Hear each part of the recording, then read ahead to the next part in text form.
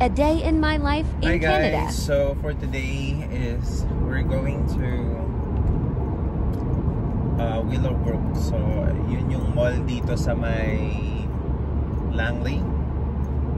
So day off ko ngayon and wala akong magawa. So samahan nyo na lang ako gumala. And right now I'm on my way to Willowbrook. So tingin-tingin lang tayo.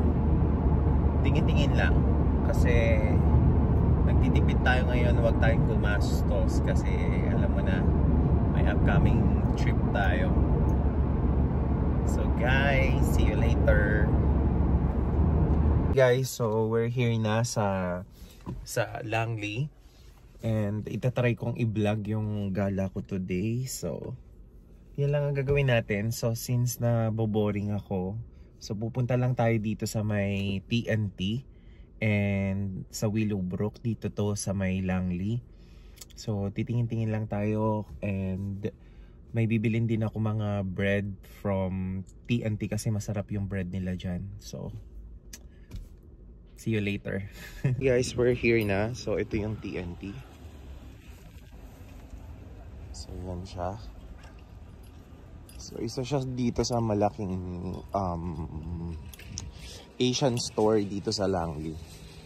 Tapos kadugtong niya yung mga mall doon. So malaki yung mall nila dito kumpara doon sa Abbotsford.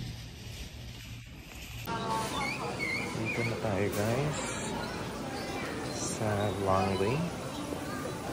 Mamimili tayo, ang daming tao. So, may bibilin lang tayo ng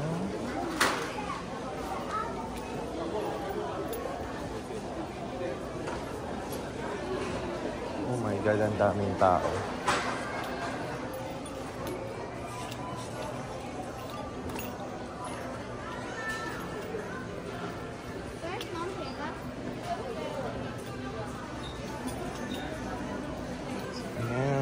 Pagkain sila dito. Oh my God, mukhang masarap siya.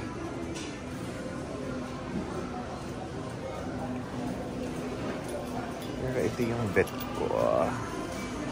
Bibili tayo nito takoyaki. Then parang gusto ko ng siomai.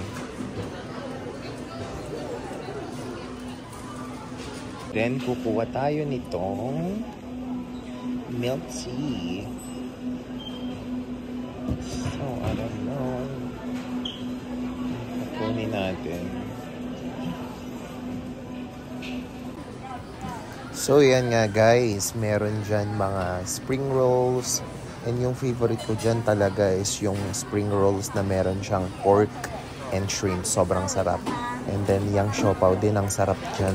Kaya minsan dyan ako bumibili ng mga pangbaon ko. Kasi, you know, mas makakatipid ka kasi kaysa naman mag-burger ka araw-araw and fries.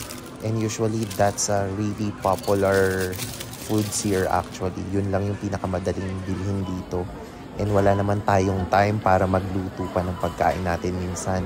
Minsan kasi pagod na rin sa trabaho. So, prepare ko talagang bumili ng pagkain na lang. At least once a week every off ko. And yan nga. Nag-break muna ako kasi gutom na ako. Diyos ko, kumain ako dyan. Sobrang sarap. So, dyan yan sa may bandang loob na ng mall.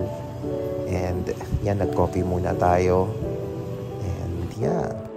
So, after nga nating mag-coffee, napag-isipan ko na maglakad-lakad muna dito sa mall. Since, naboboring talaga ako at wala naman din akong gagawin. So, tingin-tingin lang tayo and ito nga yung mahirap dito sa Canada. Pagka ganitong malamig, wala ka namang ibang pupuntahan kundi mga malls lang. And yun nga, so kailangan mo lang talagang maghigpit ng sinturon kasi maraming tukso. And flex ko lang muna ang outfit natin for today's video. Yay! So yun nga, dumiretso ako dito sa Foot Locker para mag-check lang ng mga shoes. I don't know, pero lately medyo na-obsess ako mag-collect ng mga Nikes and nagagandahan talaga ako sa kanila. And to be honest talaga, ngayon ko lang nai-enjoy yung, alam mo yun, yung pinaghihirapan ko dito sa Canada and bakit natin ipagkakait sa sarili natin minsan bumili ng mga bagay na makakapagpasaya sa atin, di ba? So, sometimes you have to reward yourself. So, para at least ma-enjoy mo naman yung mga pinaghihirapan mo, di ba? Bye guys! So, I'm going home now.